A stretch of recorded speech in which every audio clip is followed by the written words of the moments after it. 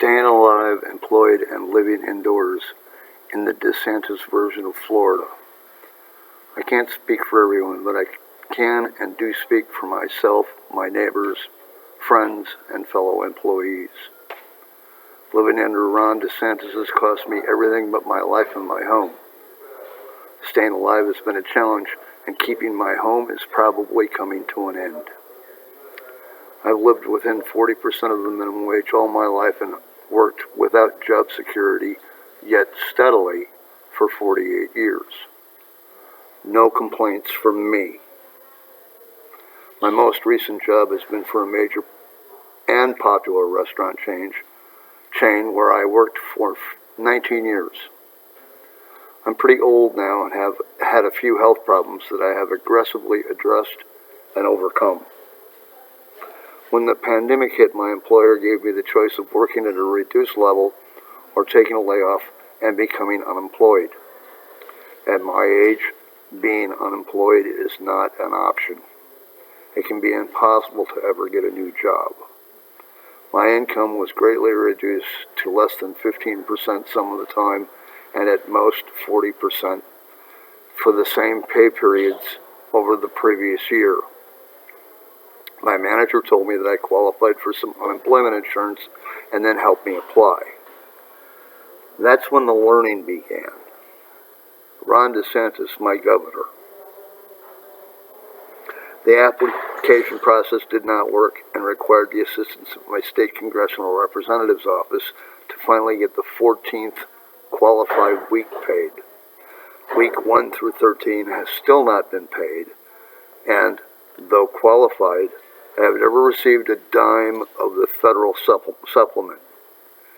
In the meantime, due to the ridiculous politicization of a virus and the decisions of my governor, I was exposed to COVID and went into self-quarantine for 7 days, 3 separate times.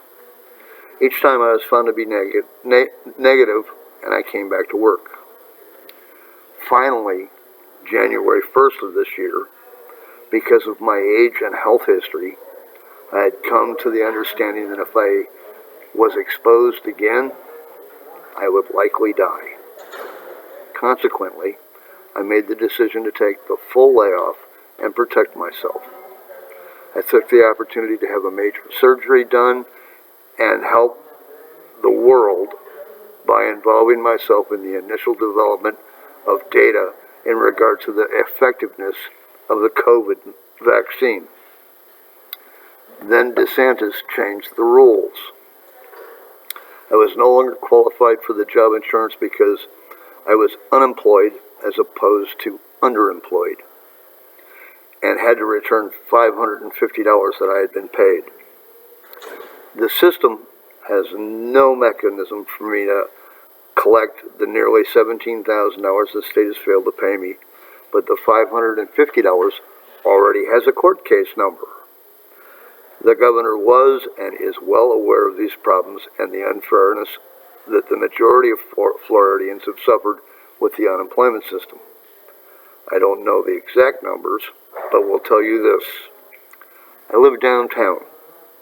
I can walk 3 blocks in any direction and in 15 short minutes be involved in a conversation with a stranger about how the unemployment system has failed them or someone close to them in the past 18 months. It's universal. The state of Florida owes hundreds of thousands of dollars. The state of Florida owes hundreds of thousands of people hundreds of millions of dollars with no mechanism to correct the situation. It's not a secret. Now I have exhausted my savings and am in fear of losing my home. I am behind 3 weeks in my rent, and I'm not certain that I will be reemployed by my former employer. There is a new general manager in my store who seems to want to put together their own crew. All of the assistant managers want to see my return. I've decided to apply for SSI at this time just to ensure that my monthly bills will be covered, even though it will mean a smaller benefit than if I waited 9 more months when I will be eligible for full benefits. In the meantime, to avoid homelessness in the Disantis, Florida, I call home.